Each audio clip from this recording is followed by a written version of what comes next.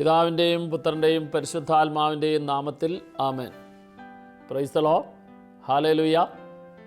സ്നേഹമുള്ളവരെ, ഈശോയുടെ മലയിലെ പ്രസംഗത്തിൽ വളരെ പ്രധാനപ്പെട്ട ഒരു പ്രബോധനമായിരുന്നു അഷ്ടസൗഭാഗ്യങ്ങളെക്കുറിച്ചുള്ള പ്രബോധനം. മത്തായിയുടെ സുവിശേഷം 5-ാം അധ്യായം 3 മുതൽ 10 വരെയുള്ള തിരുവചനങ്ങളിലാണ് ഈ സുവിശേഷ ഭാഗ്യങ്ങൾ അല്ലെങ്കിൽ അഷ്ടസൗഭാഗ്യത്തെക്കുറിച്ച് നമ്മൾ കാണുക. ഈശോ ഒന്നാമത്തെ സൗഭാഗ്യമായിട്ട് പറഞ്ഞത് ആത്മാവിൽ ദരിദ്രർ ഭാഗ്യവാന്മാർ, എന്തെന്നാൽ സ്വർഗരാജ്യം അവരുടേതാണ്. എന്താണ് ഇതിലൂടെ നാം മനസ്സിലാക്കേണ്ടത്? ആത്മാവിൽ ദരിദ്രർ എന്ന് പറഞ്ഞാൽ എന്താണ് അർത്ഥമാക്കുക? നമുക്കറിയാം, ദൈവത്തിൻ്റെ ജീവൻ ദൈവം മനുഷ്യനിൽ നിക്ഷേപിച്ചിരിക്കുന്നതാണ് മനുഷ്യൻ്റെ ആത്മാവ് എന്ന് പറയുന്നത്. ദൈവം തൻ്റെ ജീവനെ മനുഷ്യനിൽ നിക്ഷേപിച്ചിരിക്കുന്ന ഈ മനുഷ്യനിലെ ആത്മാവ് എപ്പോഴും ദൈവത്തോട് ചേർന്ന് ദൈവവും മനുഷ്യനും ഒന്നായിത്തീരുന്ന അനുഭവം ഭൂമിയിലായിരിക്കുന്നിടത്തോളം കാലം ഒരു മനുഷ്യന് ഉണ്ടാവുക എന്നുള്ളതാണ് ദൈവം ആഗ്രഹിക്കുക. അപ്പോൾ മനുഷ്യൻ്റെ ആത്മാവ് ജീവിതത്തിലെ എല്ലാ നിമിഷവും ദൈവത്തോട് ചേർന്ന് ദൈവത്തിൽ ആനന്ദിക്കണമെങ്കിൽ മനുഷ്യൻ്റെ ആത്മാവിൽ പാപക്കറ ഉണ്ടാകാൻ പാടില്ല. ആത്മാവിൽ ദരിദ്രർ ഭാഗ്യവാന്മാർ എന്ന് പറയുമ്പോൾ ആത്മാവിൽ പാപക്കറയില്ലാത്ത അവസ്ഥ, ഈ പാപക്കറയില്ലാത്ത അവസ്ഥയിലാണ് മനുഷ്യൻ്റെ ആത്മാവിന് ദൈവത്തിൻ്റെ ആത്മാവിനോട് ചേർന്ന് ആനന്ദിക്കാൻ സാധിക്കുക. ഈശോ പറഞ്ഞു, അതാണ് ഭൂമിയിലെ ദൈവരാജ്യം. ഈശോ പഠിപ്പിച്ചു, ഈ ദൈവരാജ്യം മനുഷ്യൻ്റെ ഉള്ളിൽ തന്നെയുണ്ട്. മനുഷ്യൻ്റെ ഉള്ളിൽ ദൈവരാജ്യ അനുഭവം എങ്ങനെയാണ് സ്വീകരിക്കാൻ സാധിക്കുക? പിതാവ്, പുത്രൻ, പരിശുദ്ധാത്മാവ്, ഈ ത്രിത്വൈക ദൈവമാണല്ലോ ദൈവരാജ്യത്തിലെ സന്തോഷത്തിന് അനുഭവം. ഒരു മനുഷ്യ വ്യക്തിയുടെ ഉള്ളിൽ, അവൻ്റെ ആത്മാവിൽ പാപത്തിൻ്റെ കറയില്ല എങ്കിൽ, പാപത്തിൻ്റെ മാലിന്യമില്ല എങ്കിൽ, അവൻ എപ്പോഴും ഈ ആത്മാവിൽ ത്രിയേക ദൈവത്തിൻ്റെ സ്നേഹത്തിൻ്റെ കൂട്ടായ്മ, ദൈവരാജ്യ അനുഭവം സ്വന്തമാക്കാൻ സാധിക്കും. ദാരിദ്ര്യം എന്ന് പറഞ്ഞാൽ ഇല്ലാത്ത അവസ്ഥയാണ്. ഈശോ ഇങ്ങനെ പറഞ്ഞു. ലൂക്കായുടെ സുവിശേഷം 6-ാം അധ്യായം 20-ാം തിരുവചനം, ദരിദ്രരെ നിങ്ങൾ ഭാഗ്യവാന്മാർ എന്ന് പറഞ്ഞാൽ ഇല്ലാത്തവരെ നിങ്ങൾ ഭാഗ്യവാന്മാർ. എന്താണ് ഈശോ പറഞ്ഞതിൻ്റെ അർത്ഥം? ഇല്ലാത്തവരെ എന്ന് പറഞ്ഞാൽ നിങ്ങൾക്ക് ജീവിതത്തിൽ എന്ത് ഇല്ല എന്ന് തോന്നുന്നോ? കർത്താവ് പറയുന്നത്, വചനം സാക്ഷ്യപ്പെടുന്നത്, അത് ഭാഗ്യം എന്നാണ്. എന്തുകൊണ്ടാണ് അത് ഭാഗ്യം എന്ന് പറയുന്നത്? നിന്നിൽ ഏത് കാര്യത്തിൽ നിനക്കില്ലാത്ത അവസ്ഥയുണ്ടോ, ആ ഇല്ലാത്ത അവസ്ഥയിൽ നീ പൂർണ്ണമായിട്ടും ദൈവത്തിൽ ആശ്രയിക്കുന്നതിന് വേണ്ടിയാണ് ആ ഇല്ലാത്ത അവസ്ഥ ദൈവം അനുവദിച്ചിരിക്കുന്നത്.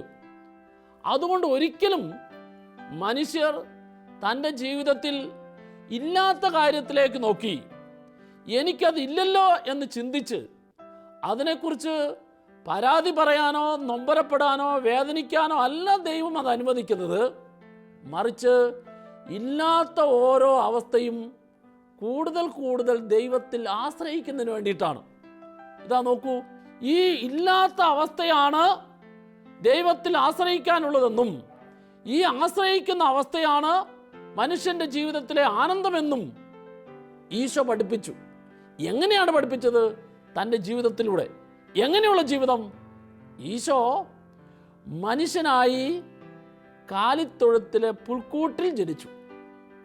സാധാരണഗതിയിൽ മനുഷ്യക്കുഞ്ഞുങ്ങൾ ജനിക്കാൻ സാധ്യതയില്ലാത്ത ഒരു സ്ഥലം ദൈവത്തിൻ്റെ പുത്രനായ യേശുക്രിസ്തു തെരഞ്ഞെടുത്തതിൻ്റെ കാരണം ആ ദാരിദ്ര്യത്തിൽ എല്ലാ മനുഷ്യർക്കും ദൈവത്തിലേക്ക് നോക്കാനും ദൈവത്തെ സമീപിക്കാനും സാധിക്കുന്നു. അതുകൊണ്ടാണ് ദൈവത്തിൻ്റെ പുത്രൻ എല്ലാം ഉണ്ടായിരുന്നിട്ടും ഏറ്റവും ദാരിദ്ര്യമായ അവസ്ഥ തൻ്റെ ജനനത്തിൽ തിരഞ്ഞെടുത്തത്. ഇതിലൂടെ ഓരോ മനുഷ്യ വ്യക്തിക്കും പറഞ്ഞു തരികയാണ്, നിന്റെ ജീവിതത്തിൽ ഏതെല്ലാം കാര്യങ്ങളിൽ നിനക്കില്ലായ്മ അനുഭവപ്പെടുന്നുണ്ടോ, ഒരിക്കലും നീ ഇല്ലായ്മയിലേക്ക് നോക്കി നിന്റെ മനസ്സ് ദുഃഖിക്കുകയോ വേദനിക്കുകയോ നിരാശപ്പെടുകയോ പരാതി പറയുകയോ മറ്റുള്ളവരാണല്ലോ എൻ്റെ ഈ അവസ്ഥയ്ക്കെല്ലാം കാരണമെന്ന് പറഞ്ഞ് അവരെ കുറ്റപ്പെടുത്തുകയോ ചെയ്യുകയല്ല വേണ്ടത്. മറിച്ച് നിന്റെ ജീവിതത്തിലെ ഇല്ലാത്ത ഓരോ അവസ്ഥയും ആ ഇല്ലാത്തതിനെയെല്ലാം ഉള്ളതാക്കി മാറ്റാൻ, ആ ഇല്ലാത്തതിനെയെല്ലാം വളർച്ചയാക്കി മാറ്റാൻ കഴിവുള്ള ദൈവത്തിൽ ആശ്രയിക്കുന്നതിന് വേണ്ടിയിട്ടാണ്. അതുകൊണ്ടാണല്ലോ കാലിത്തൊഴുത്തിൽ ദൈവത്തിൻ്റെ പുത്രനായ യേശുക്രിസ്തു പിറന്നു വീണപ്പോൾ ഈ പിറന്നു വീണ ദൈവപുത്രനായ യേശുവിലേക്ക് നോക്കി ദൈവത്തിൻ്റെ ദൂതന്മാർ ലോകത്തിനു മുമ്പിൽ പ്രഘോഷിച്ചത് ലൂക്കായുടെ സുവിശേഷം 2-ാം അധ്യായം 10-ാം തിരുവചനം. ഇതാ സകല ജനത്തിനു വേണ്ടിയുള്ള സന്തോഷത്തിൻ്റെ സദ്വാർത്ത. ഈശോ പറഞ്ഞു തരുന്നത്, കർത്താവിൻ്റെ വചനം സാക്ഷ്യപ്പെടുന്നത്, നിന്നിൽ ഏതെല്ലാം വിധത്തിലുള്ള ഇല്ലായ്മയുണ്ടോ, ദാരിദ്ര്യമുണ്ടോ, അവിടെയെല്ലാം നീ ദൈവത്തിൽ കൂടുതൽ കൂടുതൽ ആശ്രയിക്കുമ്പോൾ ആ ആശ്രയിക്കുന്ന അവസ്ഥ നിന്നിൽ ദൈവരാജ്യ അനുഭവം ഉളവാക്കാൻ കാരണമായിത്തീരുന്നു. അപ്പോൾ ആത്മാവിൽ ദരിദ്രർ ഭാഗ്യവാന്മാർ, അവർക്കാണ് ദൈവരാജ്യം എന്ന് ഈശോ പഠിപ്പിച്ചപ്പോൾ നിന്റെ ജീവിതത്തിൽ മരണം വരെ ഈ ലോകത്തിലെ ഏത് ബന്ധത്തിലായാലും ഈ ലോകത്തിലെ ഏത് വഴിയിലൂടെയായാലും നിന്റെ ആത്മാവിൽ പാപമാലിന്യമില്ലാതെ നിനക്ക് ജീവിക്കാൻ സാധിച്ചാൽ അവിടെ എല്ലാം നിനക്ക് സ്വർഗരാജ്യ അനുഭവത്തെ സ്വന്തമാക്കാൻ സാധിക്കും. ആത്മാവിൽ ദരിദ്രർ ഭാഗ്യവാന്മാർ, ആത്മാവിൽ പാപത്തിൻ്റെ മാലിന്യമില്ലാത്ത ഓരോ വ്യക്തിയും ഭാഗ്യവാൻ. അവന് അനുദിന ജീവിതത്തിൽ ദൈവരാജ്യ അനുഭവത്തെ സ്വന്തമാക്കി ജീവിക്കാനായിട്ട് സാധിക്കും. Price the Lord, price the Lord. പ്രിയപ്പെട്ടവരെ, അഷ്ടസൗഭാഗ്യത്തിലെ 2-ാമത്തെ സൗഭാഗ്യത്തെക്കുറിച്ച് ഈശോ പറയുന്നു, വിലപിക്കുന്നവർ ഭാഗ്യവാന്മാർ, എന്തെന്നാൽ അവർ ആശ്വസിപ്പിക്കപ്പെടും. എന്താണ് കർത്താവിൻ്റെ വചനത്തിൽ വിലപിക്കുന്നവർ ഭാഗ്യവാന്മാർ എന്ന് പറയുമ്പോൾ ഈ വിലാപം 2 വിധത്തിൽ നമ്മൾ ഇതിനെ മനസ്സിലാക്കണം. ഒന്ന്, വിലാപം എന്ന് പറയുമ്പോൾ തൻ്റെ ജീവിതത്തിൽ ചെയ്തു പോയ തെറ്റിനെ ഓർത്ത്, പാപത്തെ ഓർത്ത്, വീഴ്ചയോർത്ത് അനുതപിക്കുന്ന ഹൃദയത്തോടെയുള്ള കരച്ചിൽ, ഇതിനെയാണ് വിലാപം എന്ന് പറയുക. ഇങ്ങനെ വിലപിക്കുന്ന വ്യക്തി, ഞാൻ ആ സാഹചര്യത്തിൽ, ആ നിർബന്ധത്തിൽ, ആ ജഡത്തിൻ്റെ പ്രേരണയാൽ, മറ്റുള്ളവരുടെ നിർബന്ധത്താൽ ഞാൻ ആ തെറ്റിലേക്ക്, ഞാൻ ആ പാപത്തിലേക്ക്, ഞാൻ ആ തിന്മയിലേക്ക് വീണുപോയി. ആ വീഴ്ചയോർത്ത് ദൈവത്തിൻ്റെ മുമ്പിൽ അനുതാപത്തിൻ്റെ കരച്ചിൽ. പ്രിയപ്പെട്ടവരെ, സുവിശേഷം ഏറ്റവും കൂടുതൽ സാക്ഷ്യപ്പെടുത്തുന്ന ഒരു കാര്യമാണ്, അനുതപിക്കുന്ന ഒരു പാപിയെ കർത്താവ് തള്ളിക്കളയുകയില്ല. അനുതപിച്ച് തിരിച്ചു വരുന്ന പാപിയെ സ്വീകരിക്കാൻ കരം നീട്ടി കാത്തിരിക്കുന്നവനാണ് കർത്താവ്. അനുതപിക്കുന്ന പാപിയുടെ തിരിച്ചുവരവിൽ കാത്തിരിക്കുന്ന കർത്താവിൻ്റെ മനസ്സിനെ, കർത്താവിൻ്റെ മനോഭാവത്തെ ലൂക്കായുടെ സുവിശേഷം 15-ാം അധ്യായം 7-ാം തിരുവചനം ഇങ്ങനെ സാക്ഷ്യപ്പെടുത്തും, അനുതാപം ആവശ്യമില്ലാത്ത 99 നീതിമാന്മാരെക്കാൾ അധികമായി അനുതപിക്കുന്ന ഒരു പാപിയെക്കുറിച്ച് സ്വർഗം കൂടുതൽ സന്തോഷിക്കുന്നു. അനുതാപം ആവശ്യമില്ലാത്ത 99 നീതിമാന്മാരെക്കാൾ അധികമായി അനുതപിക്കുന്ന പാപി. സുവിശേഷം ഏറ്റവും കൂടുതൽ പ്രാധാന്യം കൊടുക്കുന്ന ഒരു കാര്യമാണ് അനുതപിക്കുന്ന പാപി. ഈ അനുതപിക്കുന്ന പാപിയുടെ തിരിച്ചുവരവിൽ സ്വർഗം ഏറ്റവും കൂടുതൽ സന്തോഷിക്കുന്നു. അപ്പോൾ യേശു പഠിപ്പിച്ച അഷ്ടസൗഭാഗ്യങ്ങളിലെ 2-ാമത്തത്, വിലപിക്കുന്നവർ ഭാഗ്യവാന്മാർ, അവർ ആശ്വസിപ്പിക്കപ്പെടും. ഒരു പാപി തൻ്റെ പാപത്തെ ഓർത്ത്, തെറ്റിനെ ഓർത്ത് അനുതപിച്ച് തിരിച്ചു വന്നാൽ ആ തിരിച്ചു വരുന്ന പാപിക്ക് ദൈവം നൽകുന്ന എല്ലാ അനുഗ്രഹങ്ങളും സ്വീകരിക്കുവാനും ആശ്വാസം കണ്ടെത്താനും സാധിക്കും എന്ന് ദൈവത്തിൻ്റെ വചനം പറയുകയാണ്. വിലപിക്കുന്നവർ എന്ന് പറയുമ്പോൾ അതിൻ്റെ രണ്ടാമത്തെ അർത്ഥം നാം മനസ്സിലാക്കേണ്ടത്, ലോകത്തിൽ പാപം പെരുകുമ്പോൾ, തിന്മ വർദ്ധിക്കുമ്പോൾ, ലോകത്തിൽ പാപം പെരുകുന്നതിനെ ഓർത്ത്, തിന്മ വർദ്ധിക്കുന്നതിനെ ഓർത്ത് അവിടെ മാനസാന്തരം ഉണ്ടാകുവാൻ ദൈവസന്നിധിയിൽ കരമുയർത്തി മാനസാന്തരത്തിന് വേണ്ടി മധ്യസ്ഥം വഹിച്ച് പ്രാർത്ഥിക്കുന്ന വ്യക്തികൾ, ലോകത്തിൻ്റെയും ലോകത്തിലെ പാപികളുടെയും തിന്മ പ്രവർത്തിക്കുന്നവരുടെയും മാനസാന്തരമില്ലാത്തവരുടെയും ജീവിതത്തിൽ ദൈവം ഇടപെട്ട് മാനസാന്തര അനുഭവം ഉണ്ടാകുന്നതിന് വേണ്ടി മറ്റുള്ളവർക്ക് വേണ്ടി മധ്യസ്ഥം വഹിച്ച് പ്രാർത്ഥിക്കുന്നവർ, മറ്റുള്ളവരുടെ തിരിച്ചുവരവിന് വേണ്ടി മധ്യസ്ഥം വഹിച്ച് പ്രാർത്ഥിക്കുന്നവർ, ഇവരെയാണ് കർത്താവിൻ്റെ വചനത്തിൽ വിലപിക്കുന്നവർ എന്ന് സൂചിപ്പിക്കുക. Price the Lord. പ്രിയപ്പെട്ടവരെ, നമുക്ക് ബൈബിളിൽ ഉടനീളം മറ്റുള്ളവർക്ക് വേണ്ടി ദൈവത്തിൻ്റെ സന്നിധിയിൽ മധ്യസ്ഥം വഹിച്ച് പ്രാർത്ഥിച്ച് അതിൻ്റെ ഫലമായിട്ട് ദൈവം രക്ഷപ്പെടുത്തിയ അനേകം സംഭവങ്ങൾ നമുക്ക് കാണാൻ സാധിക്കും. നമ്മൾ ബൈബിളിലെ ആദ്യത്തെ പുസ്തകമായ ഉൽപ്പത്തി പുസ്തകത്തിലേക്ക് നോക്കുമ്പോൾ, ഉൽപ്പത്തി പുസ്തകത്തിൽ അതിൻ്റെ 18-ാം അധ്യായം 22 മുതൽ 33 വരെയുള്ള തിരുവചനത്തിൽ നമ്മൾ കാണുക, അബ്രാഹാം സോദോം ഗോമോറ ദേശത്തിന് വേണ്ടി ദൈവത്തിൻ്റെ സന്നിധിയിൽ മധ്യസ്ഥം വഹിക്കുന്നൊരു കാര്യമാണ്.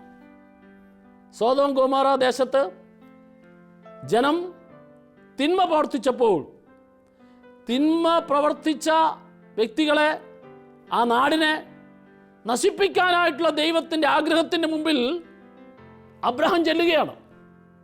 അബ്രഹാം ദൈവത്തോട് പറഞ്ഞു, ദൈവമേ, അവിടെ പാപികളോടൊപ്പം നീതിമാന്മാരുണ്ടെങ്കിൽ നീ ആ നീതിമാന്മാരെ കണക്കാക്കി അവിടെ നശിപ്പിക്കൂ നീ.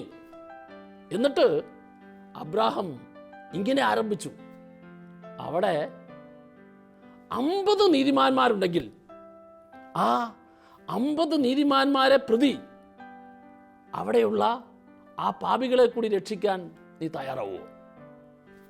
ദൈവം പറഞ്ഞു, ഞാൻ നശിപ്പിക്കുകയില്ല. ഉടനെ അടുത്ത വാക്ക് പറയുകയാണ്.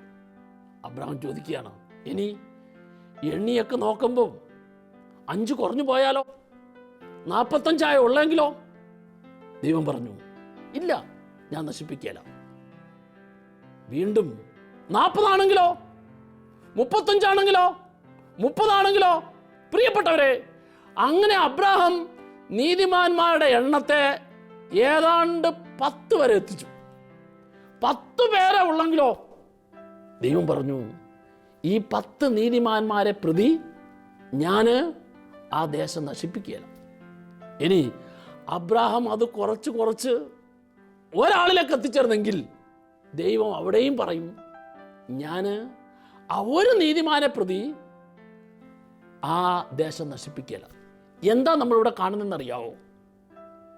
അവിടെ അബ്രഹാം ദൈവത്തിൻ്റെ മുമ്പിൽ രക്ഷയ്ക്ക് വേണ്ടി ദൈവത്തോട് വിലപിക്കുകയാണ്, ദൈവത്തോട് മധ്യസ്ഥം വഹിക്കുകയാണ്.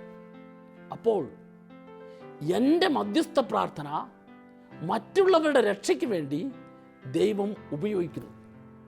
ഇതിനെയാണ് ഈ അഷ്ടസൗഭാഗ്യത്തിലെ രണ്ടാമത്തെ സൗഭാഗ്യത്തിലൂടെ, രണ്ടാമത്തെ കാര്യത്തിലൂടെ കർത്താവ് നമുക്ക് പറഞ്ഞു തരുന്നത്. വീണ്ടും അടുത്ത പുസ്തകം ബൈബിളിൽ പുറപ്പാടിൻ്റെ പുസ്തകത്തിൽ അതിൻ്റെ 17-ാം അധ്യായം 8 മുതൽ 16 വരെയുള്ള വചനങ്ങളിൽ നമ്മൾ കാണും, ഇസ്രായേൽ ജനം ജോഷുവയുടെ നേതൃത്വത്തിൽ അമലോക്യരുമായിട്ടുള്ള യുദ്ധത്തിൽ ജോഷുവയെ യുദ്ധത്തിന് നേതൃത്വം വഹിക്കുന്നതിന് വേണ്ടി മോശ പറഞ്ഞു വിട്ടതിന് ശേഷം മോശ മലയിൽ പോയി അഹ്റോനും ഊറും കൂടെ ചേർന്ന് അവിടെ മധ്യസ്ഥം വഹിച്ച് പ്രാർത്ഥിക്കുകയാണ്.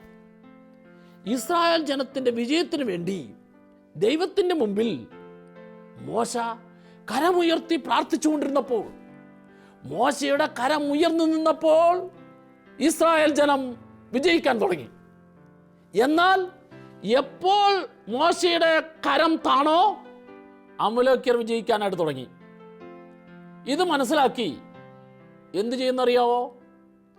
ഒരു കല്ല് എടുത്തിട്ട് മോശയെ ആ കല്ലിൻ്റെ മുകളിൽ ഇരുത്തിയ ശേഷം കരം ഉയർന്നു നിൽക്കുന്നതിന് വേണ്ടി അഹറോനും ഊറും മോശയുടെ ഓരോ കയ്യിൽ പിടിച്ച് ഉയർത്തിക്കൊണ്ടിരുന്നു. അങ്ങനെ 2 പേര് മോശയോട് ചേർന്ന് മോശയ്ക്ക് ശക്തി നൽകാൻ അവിടെ മധ്യസ്ഥ പ്രാർത്ഥന നടത്തിയപ്പോൾ, പ്രിയപ്പെട്ടവരെ, യുദ്ധത്തിൽ ഇസ്രായേൽ ജനം വിജയിച്ചു. ഇനി നമ്മൾ മനസ്സിലാക്കണം, അങ്ങനെ മോശയുടെ കരം ഹൂറ് പിടിച്ചു എന്നുള്ള കാരണത്താൽ, അവിടെ ഹൂറ് മധ്യസ്ഥ പ്രാർത്ഥന നടത്താൻ സഹായിച്ചു എന്ന കാരണത്താൽ ഹൂറിൻ്റെ 4 തലമുറകളെ ദൈവം അനുഗ്രഹിക്കുക. ഇതിലൂടെ അർത്ഥമാക്കുന്നത്, ഞാൻ മറ്റുള്ളവർക്ക് വേണ്ടി കരമുയർത്തുമ്പോൾ, മറ്റുള്ളവർക്ക് വേണ്ടി പ്രാർത്ഥിക്കുമ്പോൾ, മറ്റുള്ളവർക്ക് വേണ്ടി എൻ്റെ സമയവും ആരോഗ്യവും ഞാൻ ചെലവഴിക്കുമ്പോൾ, അതിലൂടെ എന്നെയും എൻ്റെ കുടുംബത്തെയും എൻ്റെ തലമുറകളെയും ദൈവം അനുഗ്രഹിക്കുന്നു എന്നുള്ള കാര്യം ഹൂറ് മോശയുടെ കരം പിടിക്കാൻ, കരമുയർത്താൻ സഹായിച്ചു എന്നുള്ള കാരണത്താൽ ദൈവം അവനെയും അവൻ്റെ 4 തലമുറകളെയും അനുഗ്രഹിച്ചു എന്ന് ദൈവത്തിൻ്റെ വചനത്തിൽ രേഖപ്പെടുത്തിയിരിക്കുകയാണ്. Price the Lord. പ്രിയപ്പെട്ടവരെ, മധ്യസ്ഥ പ്രാർത്ഥനയ്ക്ക് വലിയ വിലയുണ്ട്. ഞാൻ മറ്റുള്ളവർക്ക് വേണ്ടി പ്രാർത്ഥിക്കുമ്പോൾ, മറ്റുള്ളവരുടെ രോഗത്തിൽ ദൈവം സൗഖ്യത്തിന് വേണ്ടി പ്രാർത്ഥിക്കുമ്പോൾ, മാനസാന്തരത്തിന് വേണ്ടി ഞാൻ മധ്യസ്ഥം വഹിക്കുമ്പോൾ, തകർച്ചകളിൽ രക്ഷ ലഭിക്കാൻ വേണ്ടി ഞാൻ മറ്റുള്ളവർക്കായി പ്രാർത്ഥിക്കുമ്പോൾ, എൻ്റെ പ്രാർത്ഥനയുടെ ഫലമായി അവരിൽ ദൈവം ഇടപെടുന്നു. എൻ്റെ പ്രാർത്ഥനയുടെ ഫലമായി അവർക്ക് ദൈവം മാനസാന്തരം നൽകുന്നു. അതുപോലെ തന്നെ എന്നെയും എൻ്റെ കുടുംബത്തെയും എൻ്റെ തലമുറകളെയും ദൈവം അനുഗ്രഹിക്കാൻ ഇടയാക്കുന്നു എന്നുള്ളതാണ് സത്യം. കഴിഞ്ഞ കുറേ വർഷങ്ങളായി ഡിവൈൻ ധ്യാന കേന്ദ്രത്തിൽ 7 ഭാഷകളുള്ള ധ്യാനം എല്ലാ ആഴ്ചകളിലുമുണ്ട്. ഈ ഓരോ ഭാഷയിലെയും ധ്യാനത്തിൻ്റെ വിജയത്തിന് വേണ്ടി 24 മണിക്കൂറും മധ്യസ്ഥം വഹിച്ച് പ്രാർത്ഥിക്കുന്ന പ്രാർത്ഥനാ ഗ്രൂപ്പ് ഡിവൈൻ ധ്യാന കേന്ദ്രത്തിലുണ്ട്. ഇംഗ്ലീഷ് വിഭാഗത്തിലും മലയാള വിഭാഗത്തിലും 2 വിഭാഗത്തിലും 24 മണിക്കൂറും മധ്യസ്ഥം വഹിച്ച് പ്രാർത്ഥിക്കുന്ന ആ മധ്യസ്ഥ പ്രാർത്ഥനയുടെ ശക്തിയാണ് ഓരോ ആഴ്ചയിലും 7 ഭാഷകളിൽ ധ്യാനിക്കാനായിട്ട് വരുന്ന വ്യക്തികൾക്ക് ദൈവം നൽകുന്ന അത്ഭുതകരമായ മാനസാന്തരത്തിൻ്റെയും രോഗസൗഖ്യത്തിൻ്റെയും സന്തോഷത്തിൻ്റെയും സമാധാനത്തിൻ്റെയും എല്ലാ അനുഭവം ലഭിക്കുവാൻ കാരണമായി തീരുന്നത്. പ്രിയപ്പെട്ടവരെ, നമുക്കറിയാം, സഭയുടെ ചരിത്രത്തിൽ ഒരമ്മ തൻ്റെ മകൻ്റെ മാനസാന്തരത്തിന് വേണ്ടി നീണ്ട 34 വർഷം പ്രാർത്ഥിച്ചു. നീണ്ട 34 വർഷം ഒരമ്മ മകൻ്റെ മാനസാന്തരത്തിന് വേണ്ടി പ്രാർത്ഥിച്ചു. ആ അമ്മ വിശുദ്ധിയായി. ആ അമ്മയാണ് വിശുദ്ധ മോനിക്ക പുണ്യവതി. ആ മകൻ വിശുദ്ധനായി. ആ മകനാണ് വിശുദ്ധ അഗസ്തീനോസ്. എന്താ കാരണം? ഒരമ്മ തൻ്റെ മകൻ്റെ പാപജീവിതത്തിൽ, മകൻ്റെ ലോകസുഖത്തോടും ജഡിക സുഖത്തോടുമുള്ള ആഗ്രഹത്തിൽ, ആ പോക്കിൽ ആ അമ്മ മനസ്സ് ദുഃഖിച്ചില്ല. മകൻ്റെ മാനസാന്തരത്തിന് വേണ്ടി മകനെ ദൈവത്തിൻ്റെ കരങ്ങളിൽ സമർപ്പിച്ച് അമ്മ കരമുയർത്തിയപ്പോൾ, 34 വർഷം കരമുയർത്തിയപ്പോൾ, ആ അമ്മയുടെ മധ്യസ്ഥ പ്രാർത്ഥനയാൽ മകന് കർത്താവ് മാനസാന്തരം കൊടുത്തു. മകനെ കർത്താവ് വിശുദ്ധനാക്കി. ഇതെല്ലാം എൻ്റെയും നിങ്ങളുടെയും കൺമുമ്പിൽ ദൈവം നൽകുന്ന മാതൃകകളാണ്. ഞാൻ മറ്റുള്ളവർക്ക് വേണ്ടി വിലപിക്കുമ്പോൾ, ഞാൻ മറ്റുള്ളവർക്ക് വേണ്ടി മധ്യസ്ഥം വഹിക്കുമ്പോൾ ദൈവം എന്നെ അനുഗ്രഹിക്കുന്നു. എന്നിലൂടെ മറ്റുള്ളവരെ മാനസാന്തരത്തിലേക്കും ദൈവാനുഗ്രഹത്തിലേക്ക് കൊണ്ടുവരുവാൻ കർത്താവ് ഇടയാക്കുന്നു. മധ്യസ്ഥ പ്രാർത്ഥനയ്ക്ക് ദൈവത്തിനു മുമ്പിൽ വലിയ വിലയുണ്ട് എന്ന സത്യം അഷ്ടസൗഭാഗ്യത്തിലെ രണ്ടാമത്തെ കാര്യങ്ങളിലൂടെ കർത്താവ് മനസ്സിലാക്കി തരികയാണ്. പ്രിയപ്പെട്ടവരെ, കുറച്ച് നാളുകൾക്ക് മുമ്പ് ഡിവൈൻ ധ്യാന കേന്ദ്രത്തിലെ മലയാള സ്റ്റേജിൽ നിന്നുകൊണ്ട് ഒരു ഭാര്യയും ഭർത്താവും സാക്ഷ്യം പറയുക. അവിടെ സാക്ഷ്യം ഇങ്ങനെയായിരുന്നു. ആദ്യം സാക്ഷ്യം പറഞ്ഞത് ഭാര്യയാണ്. ഞങ്ങളുടെ വിവാഹം കഴിഞ്ഞിട്ട് 15 വർഷം കഴിഞ്ഞു. ആ ഭാര്യ പറയുക, ഞാൻ വിവാഹാലോചന നാളുകളിൽ എന്നും കർത്താവിനോട് പ്രാർത്ഥിച്ചിരുന്നൊരു കാര്യം, എനിക്ക് ഭർത്താവായി ലഭിക്കുന്ന വ്യക്തി മദ്യപിക്കുന്ന സ്വഭാവം ഇല്ലാത്തൊരു വ്യക്തിയായിരിക്കണം. അതൊക്കെ ഉറപ്പുവരുത്തിയ ശേഷമാണ് വിവാഹ ജീവിതത്തിലേക്ക് പ്രവേശിച്ചത്. പക്ഷേ എനിക്ക് മനസ്സിലായി, ഞാൻ ആഗ്രഹിച്ചതുപോലെയുള്ള മദ്യപിക്കാത്ത സ്വഭാവമുള്ള ഒരു വ്യക്തിയല്ല ഭർത്താവായി കിട്ടിയിരിക്കുന്നത്, മദ്യപിക്കുന്ന സ്വഭാവമുള്ളയാണ്. എൻ്റെ ഭർത്താവ് മദ്യപിക്കുന്ന സ്വഭാവമുള്ള വ്യക്തിയാണ് എന്ന് മനസ്സിലാക്കിയപ്പോൾ എനിക്ക് ആ ഭർത്താവിനെ അംഗീകരിക്കാൻ പറ്റിയില്ല, സ്നേഹിക്കാൻ പറ്റിയില്ല. ഇങ്ങനെ അംഗീകരിക്കാൻ പറ്റാത്ത, സ്നേഹിക്കാൻ പറ്റാത്ത, ബഹുമാനിക്കാൻ പറ്റാത്ത ഒരു വ്യക്തിയുമായിട്ട് കുടുംബജീവിതം ആരംഭിച്ച് മുമ്പോട്ട് പോകുമ്പോൾ ഏതാണ്ട് 6 മാസത്തിനുള്ളിൽ ഞാൻ ഡിവൈൻ ധ്യാന കേന്ദ്രത്തിൽ വന്ന് ഒരു ധ്യാനം കൂടി. ആ ധ്യാനത്തിൽ എൻ്റെ പ്രധാനപ്പെട്ട ആഗ്രഹവും പ്രാർത്ഥനയും എൻ്റെ ഭർത്താവിന് മാനസാന്തരം ലഭിക്കണമെന്നുള്ളതായിരുന്നു. എന്നാൽ ആ ധ്യാനത്തിൽ എൻ്റെ ആഗ്രഹത്തിന് വ്യത്യസ്തമായി ഒരു ബോധ്യം കർത്താവ് എനിക്ക് നൽകി.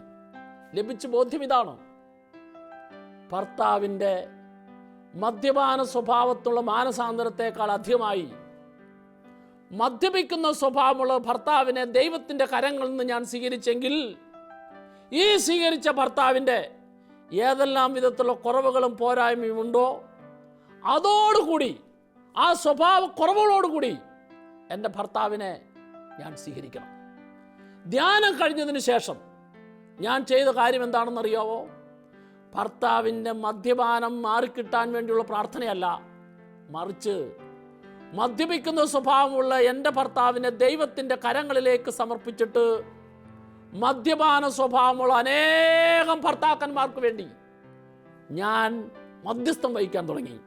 മാത്രമല്ല, മദ്യപിക്കുന്ന ഭർത്താക്കന്മാരെ സ്വീകരിക്കാനായിട്ട് ബുദ്ധിമുട്ട് അനുഭവിക്കുന്ന ഭാര്യമാരെ ദൈവത്തിൻ്റെ കരങ്ങളിലേക്ക് സമർപ്പിച്ച് പ്രാർത്ഥിക്കാൻ തുടങ്ങി.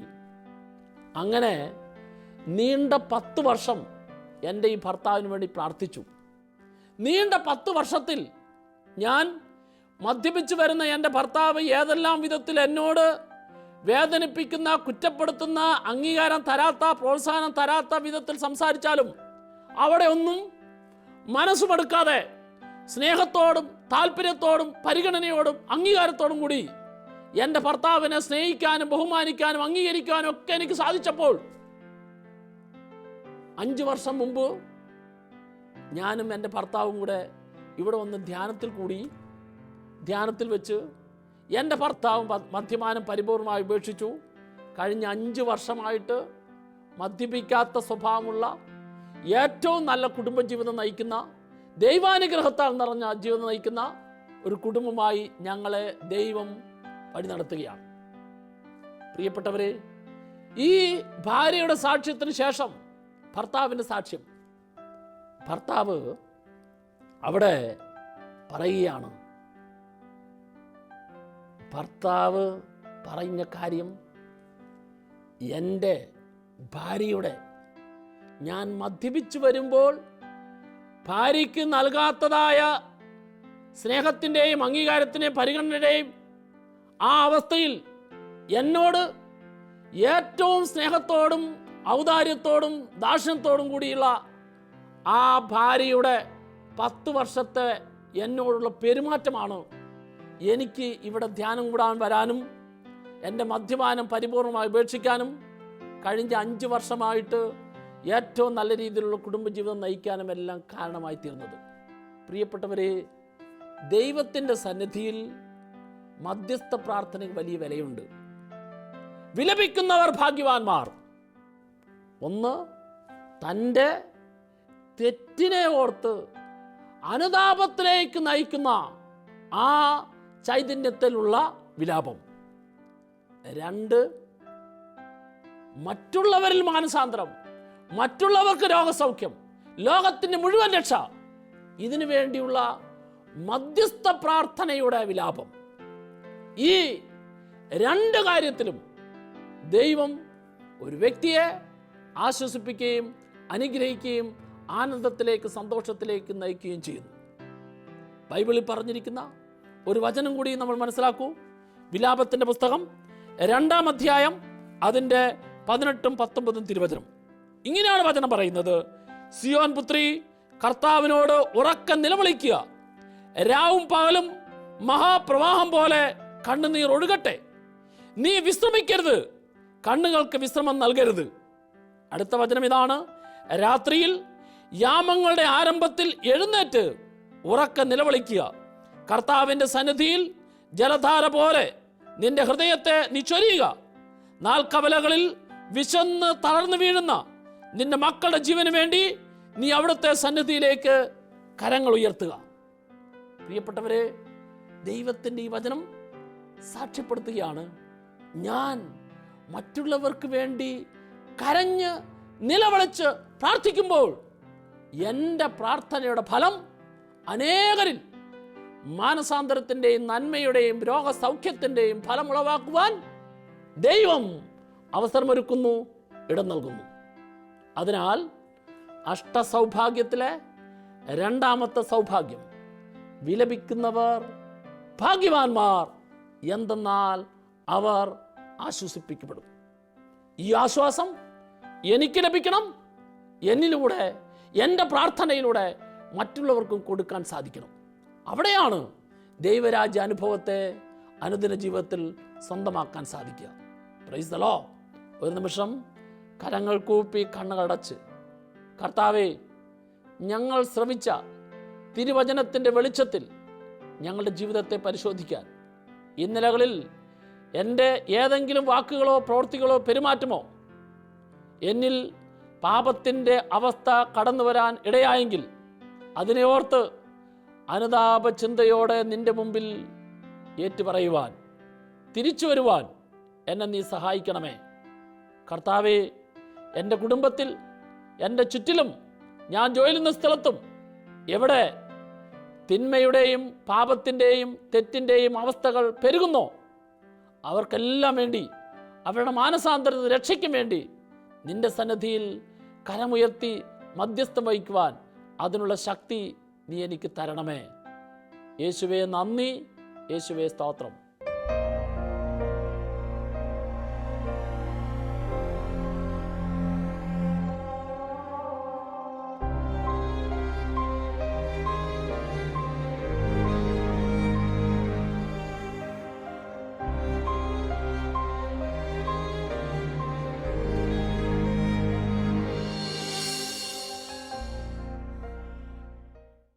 വിശദ വിവരങ്ങൾക്ക് director, divine vision, divine retreat center, Muringoor, Chalakudy 680316, Kerala, south India. Telephone 0091 480 270 8098, 0091 480 270 2613. Fax 0091 480 270 8097. Email mail.divintv@gmail.com. Website www.drcm.org.